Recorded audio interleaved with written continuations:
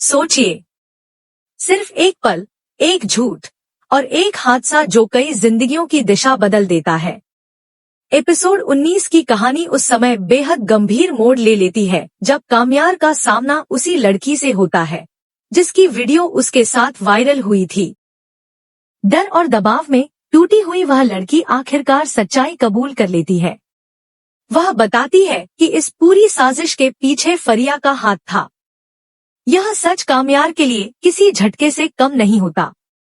गुस्से और बेचैनी में वह फरिया से सामना करने उसके घर निकल पड़ता है, लेकिन रास्ते में एक भयानक हादसा हो जाता है जो उसे जिंदगी और मौत के बीच लाकर खड़ा कर देता है। कामयार को गंभीर सिर की चोट के साथ अस्पताल पहुंचाया जाता है। इश्तियाक यह खबर आयरा को देना चाहता है, लेकिन इरफान सख्ती से मना कर देता है। उसका मानना होता है कि कामयार और आयरा का रिश्ता अब खत्म हो चुका है और आयरा का वहां जाना ठीक नहीं। कुछ समय बाद जब कामयार को होश आता है तो वह सबसे पहले आयरा का नाम लेता है।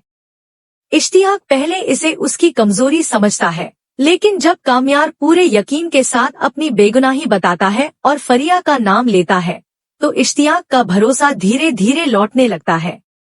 आखिरकार वह आयरा को अस्पताल आने की इजाजत दे देता है। अस्पताल में कामयार आयरा के सामने पूरी सच्चाई रखता है और वादा करता है कि ठीक होते ही वह उससे निकाह करेगा। कुछ दिनों बाद वह सच में एक मौलाना के साथ आयरा के घर रिश्ता लेकर पहुंचता है, लेकिन इरफान अब भी उसे ठुकरा देता है। उसका भरोसा अब तक नहीं लौटा होता। टूटी हुई आयरा कामयार को बताती है कि उसके पिता ने उसे विदेश भेजने का फैसला कर लिया है और वह उनकी मर्जी के खिलाफ नहीं जा सकती। खामोशी से कामयार वहां से लौट जाता है।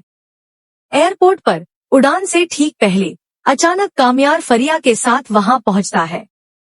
सबके सामने फरिया सच्चाई कबूल कर लेती है कि उसी और खावर ने मिलकर कामयार को फंसाया था।